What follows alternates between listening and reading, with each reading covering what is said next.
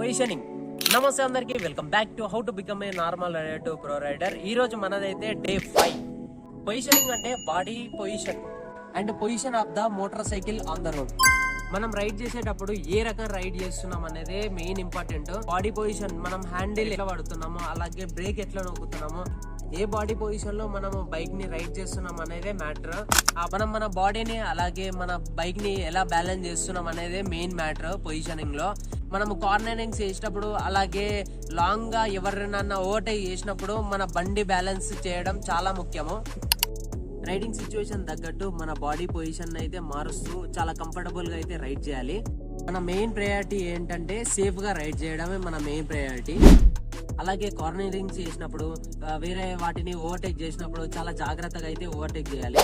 ఇలాంటి మరిన్ని informative reels and shorts కోసం మన ఇన్స్టాగ్రామ్ పేజ్ ని ఫాలో కండి, అలాగే మన యూట్యూబ్ ఛానల్ ని సబ్స్క్రైబ్ చేసుకోండి.